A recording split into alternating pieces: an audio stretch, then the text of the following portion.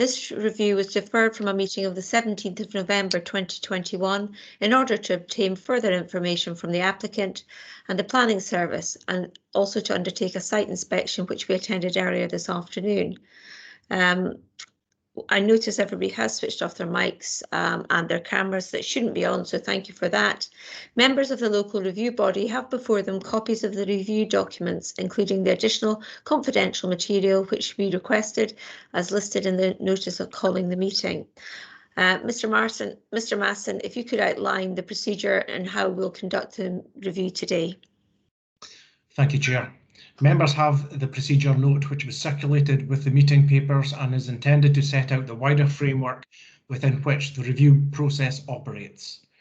From this, it is clear that the first task for the review body is to come to a decision on whether the review documents contain sufficient information for the case to be determined without further procedure, and by that it is meant without further information or representations. To assist, I feel it would be helpful to mention the following. Firstly, that the regulations governing the local review process require that all matters which the applicant intends to raise in the review must be set out in or accompany the notice of review. Secondly, that the focus of the review should be on the basis of what was before the appointed officer when a decision was made, and only in exceptional circumstances will new or additional matters be permitted to be taken into account. Thirdly, to note that the modernisation of the planning system, which included revisal of the planning appeals process, of which this local review body is part, removed the previous right on the part of an applicant to insist on a hearing and replaced that with a local review body, providing them with the power to choose a procedure which more accurately reflects the facts and circumstances of the individual case. And lastly, that guidance issued by the Scottish Government's Chief Planner in 2011 stated that reviews by local review bodies should be conducted by means of full consideration of the application afresh. This review should take the form of a structured discussion led by the chairperson to consider the matter set out in the notice of review before you, and I would conclude by drawing your attention in particular to points 10 to 12 of the procedure note. Thank you. Thank you very much, Mr. Masson. Okay, now turning to consideration of the review in respect of the decision to refuse the application for the erection of a shed and pergola to the rear, which is retrospective, of 13 Tall Hill Place, planning reference 210913/DPP. We will now hear from the planning advisor in attendance, Mr. Gavin Evans, who will provide us with a brief description of the application proposal and a reminder of the reasons why the application was refused. I would point out that Mr. Evans attends today's meeting to provide us with the necessary professional planning guidance because he has not been involved in the earlier consideration of the application under review. Mr. Evans will, however, not be asked to express any views on the merits of the proposed development, and in effect his role will be a neutral one involving the provision of factual information and guidance only. And with that, I'll hand over to yourself, Mr. Evans. Thank you, Convener. I'll just share my screen with everyone here. Make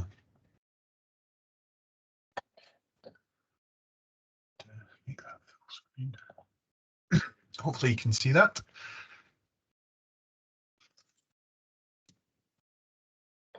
Up now? Yes, great. Thank you. Perfect. Thank you. So, as you said, Convener, before us today we have a request for review against an application that was refused under delegated powers for detailed planning permission for the erection of a shed and pergola to the rear of 13 Tall Hill Place. And as you mentioned, it's a retrospective application, just meaning that the works have already taken place and permissions being sought after the fact.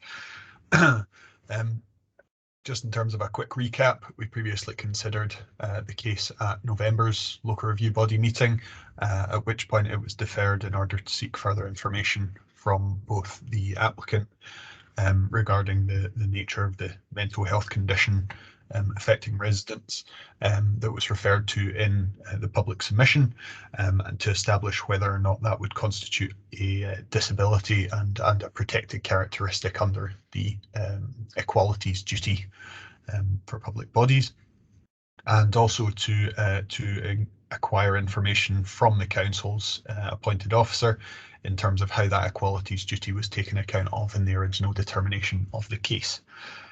So we heard previously that the application was lodged within the 3-month time period following the appointed officer's decision, and we've undertaken a site visit this afternoon for members to get a an understanding and a feel for the site themselves. Oh, sorry, I think I've just cancelled my screen there by accident. Try that again. There we go. So yes, moving on, a quick description of the site. You'll be familiar now, but the application cites a triangular residential plot located on the corner of Tollihill Place and Tollihill Crescent.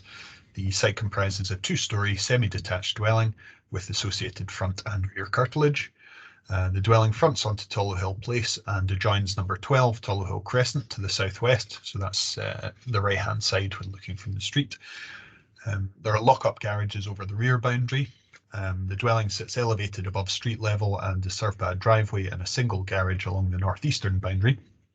In addition, the property has previously been extended to the rear, which you can just see sort of outlined there if you can see my cursor, by way of a single-storey extension which projects 3.9 metres from the rear wall of the original property. So beyond that extension, a partially screened pergola has been erected, and at the far end of the plot, so the bottom of the garden effectively, a shed has been constructed.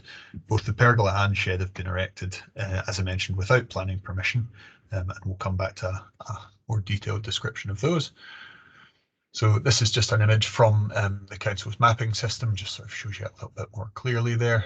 So as mentioned, you can see the sort of lock-up garages in behind that are abutting the shed structure, and this is the pergola abutting the single-storey extension that was already there.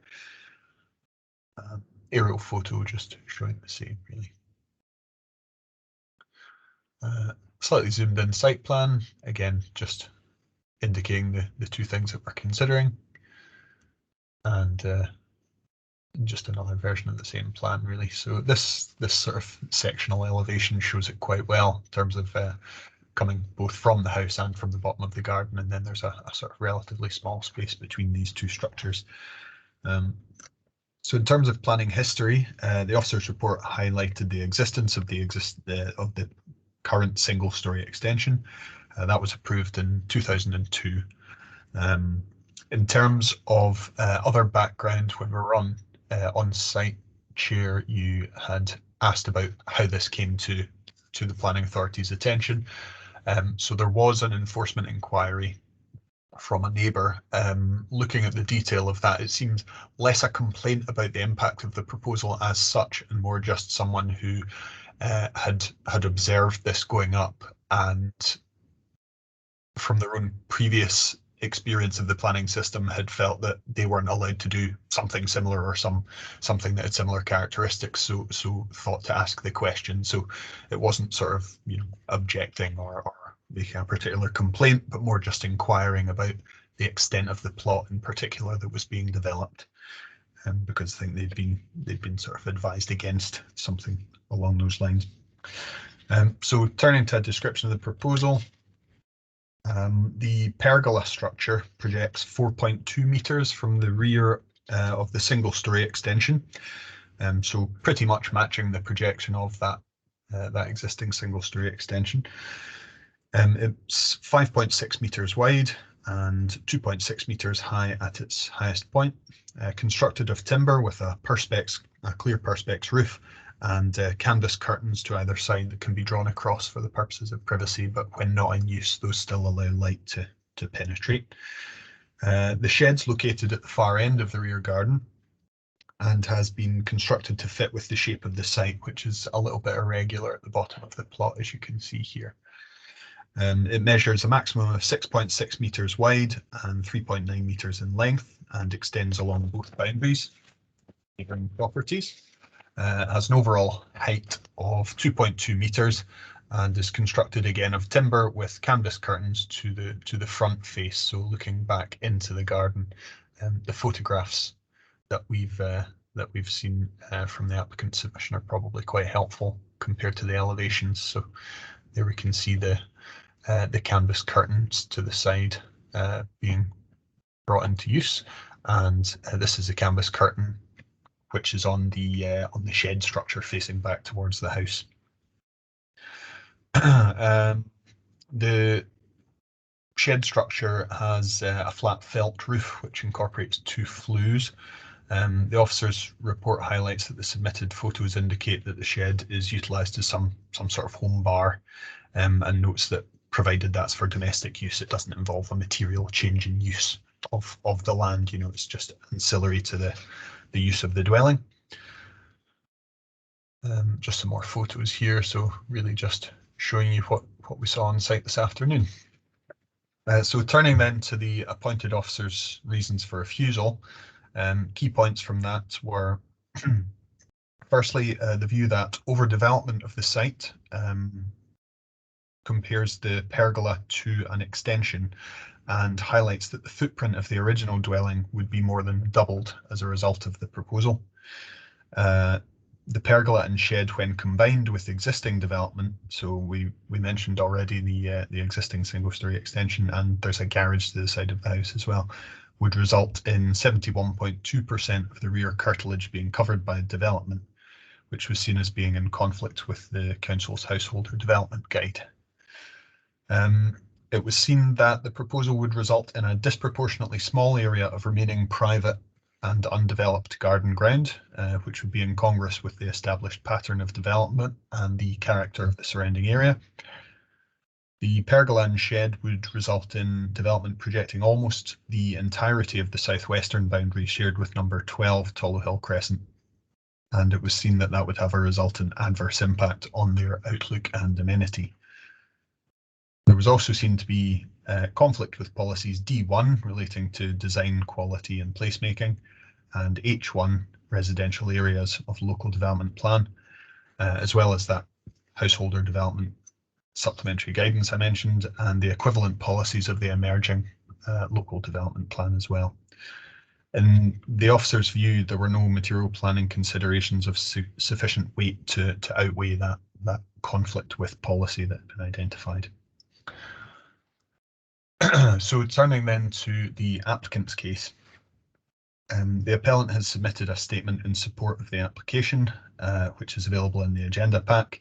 Main points made in that are firstly, contending that the pergola and shed individually would fall under permitted development rights were it not for the developed area to the rear of the house exceeding 50%. So effectively, the reason for this needing planning permission is the accumulation of other previous developments within the plot. Also, the pergola was built to facilitate a member of the household who was suffering from mental health problems and found it impossible to leave the house. It was built to afford privacy whilst also being able to enable access to the rear garden to get out for fresh air and help alleviate the mental health problems suffered. So as we heard at our previous meeting from our legal advisor, a mental health condition potentially can constitute a disability, depending on the sort of long-lasting nature and then, you know, the severity of it. And disability is identified as one of the protected characteristics under the equalities duty, which applies to the public body's decision making. We'll hear a little further about that based on the new information that we've received in due course. Turning to the other points made, disputes the appointed officer's inclusion of a garage to the side of the property within a calculation of the developed area of the rear curtilage, and puts forward alternative calculations that show that the proportion of the developed rear curtilage would be less than stated in the officer's report, and also points out that the developed area of the plot as a whole, so including the front and rear gardens, would be less than 50%. Just on that point, the officer would have used a methodology that comes from the Scottish Government circular in relation to permitted development and how you go about calculating plot coverage, and rear curtilage is defined as what's back from the front wall of the house, if you follow what I mean. So that would capture the garage to the side of it, so that appears to be a sort of in line with the sort of accepted methodology. Both structures are freestanding and do not have permanent foundations and are demountable, so they're capable of being fairly readily removed. The pergola structure is open on 3 sides, the shed being open at the front. The rear garden area is already entirely slabbed, similar to several other properties in the surrounding area. Contends also that the impact to number 12 Tollo Hill Crescent would not be significant due to the orientation of the gardens. If I go back to the site plan, that perhaps is more useful in showing that there. So if you see the point being made, number 12 still has that aspect to the south to capture most of the sun throughout the day. So in terms of the impact of this, in terms of overshadowing, I think that's the point being made there. So they wouldn't, in the applicant's view, block out any significant light to the adjoining property at number 12, especially with the pergola being open on 3 sides and having a perspex roof that allows daylight to pass through. Neither structure is considered to result in adverse impact on privacy, daylight, or general amenity of neighbouring properties. The development is entirely to the rear of the property, and the point made is that that can't be seen from the street side. So in terms of its visual impact, that's very much contained within the site. Excuse me. And in terms of the barbecue, it's the point's made that this isn't used any more frequently than any of the other neighbouring properties would do. So it's consistent with sort of domestic use effectively, and if anything, because the smoke's directed through a flue at high level, that would further lessen the impact. So just making the point that it's not anything dramatically different than you would expect to find in a residential setting. Turning then to consultations, the council's environmental health team had no objection to the proposal. They did, however, request that an advisory be attached to the grant of any consent regarding the material burned. The local Kincorth and Leggart Community Council had provided no comments, and there were no representations from members of the public. I'm not sure how we want to do things from here, convener. I can go through the policy considerations now, or if members want to consider certain aspects of the new material in private session.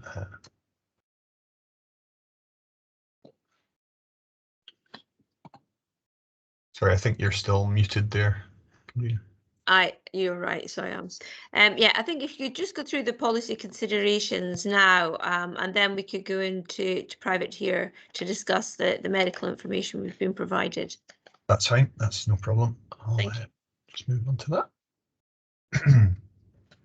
Thank you then. So first and foremost, the application site falls within an area zoned in the local development plan as an H1 residential area. So policy H1 applies and sets out a series of criteria that new development must satisfy. First of these is, would a proposal be overdevelopment? In this case, the officer's report highlighted that the surrounding properties plots generally have much lower site coverage or developed site coverage than is proposed here, making the point that these are generally less than 30% of the rear curtilage as a rough guide compared to the estimated 71.8% here. Next, would a proposal have an unacceptable impact on the character or amenity of an area? As we've seen, the development's very much contained to the rear in terms of its wider visual impact, but then there's also whether it would have any direct amenity impact on the adjoining neighbours in terms of the presence of these structures on the boundary, for example, loss of privacy or loss of daylight, habitable windows or garden areas, that sort of thing. Would it result in the loss of open space? In this case, there's no public open space affected, it's within a residential curtilage. And would it comply with relevant supplementary guidance? In this case, the Householder Development Guide is relevant in terms of its content. I'll just come back to that in a moment. Excuse me. Policy D1 relates to quality placemaking by design and requires that all development should ensure high standards of design and have a strong and distinctive sense of place, which is a result of context appraisal, detailed planning, quality architecture, craftsmanship and materials. refers to these criteria as being a sort of basis for assessment, perhaps more applicable to larger scale development. Some of them, but really appropriateness for context is the main message from that. So then the Householder Development Guide, sections on general principles and also outbuildings are of relevance here. So I'll just go through those if I may. From the general principles, firstly, extensions should be architecturally compatible with the original house and surrounding area in terms of design, scale, etc. Excuse me, sorry. A bit of a frog in my throat. The officer's report on this point sets out that the pergola was treated as being akin to an extension to the dwelling because it's immediately abutting it and has that sort of impact. Proposals should not dominate or overwhelm an original house and should remain visually subservient. The officer's report concluded that the pergola and shed together fail to architecturally integrate with the original building, nor would they be considered subservient given their combined scale in relation to that original property. Extensions should not result in a situation where the amenity of neighbouring properties would be adversely affected, for example, through impact on privacy, daylight, general amenity. On that front, the officer's report noted that the relatively low height of the structures on the boundary means that there would be no identified impact on neighbours from overshadowing. Also concluded there would be no loss of daylight when the curtain sort of features remain open, but there is scope for some degree of daylight loss when those are closed. Concluded that there would be no loss of privacy as a result of the proposal, but contended that the projection of these structures along the common boundary, so basically their presence, would have an overbearing appearance, adversely affecting the outlook from the neighbouring property at number 12, Tollo Hill Crescent. Approvals predating this guidance do not represent a precedent in terms of decision making. Just on to the next slide. No more than 50% of the front or rear curtilage shall be covered by development. So the officer's report, as we heard, mentioned that when considering the shed and pergola along with the existing garage and rear extension, the officer estimated the coverage on the rear curtilage to be 71.8%, so exceeding that 50% benchmark.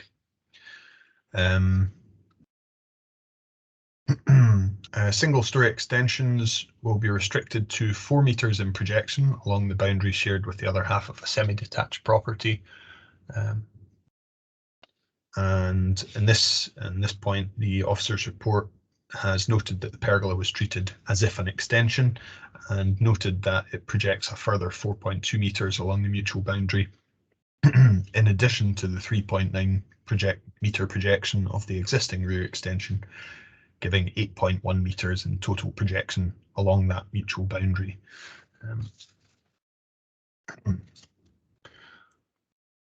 In terms of outbuildings, where planning permission is required for outbuildings, the following rules will apply. Firstly, outbuildings, so this is now talking about the shed as opposed to the pergola structure.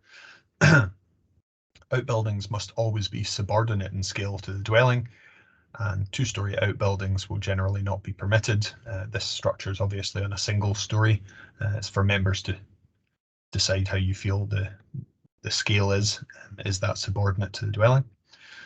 Where a 2nd storey is I'll leave the commentary on the 2nd storey to be accommodated because that's clearly not relevant in this case. Same with access to upper storey levels. Outbuildings should not have a negative impact on the character of the surrounding area. So that's very much similar to the policy test from policy H1. Where highly visible, and especially in conservation areas, detached garages should be of a scale and design that respects the prevalent context of the surrounding area, and not relevant in this case. Proposals will be assessed on their impact on the amenity of the area, for example, loss of daylight or privacy, in the same way as extensions. The officer's report concluded that there would be a degree of impact on daylight to the neighbour, with those curtains closed, and impact due to the extent of the projection along the boundary and adverse impact on outlook. It's for members to conclude whether you agree with that view. And the last one there is not relevant either, because that's to do with front gardens.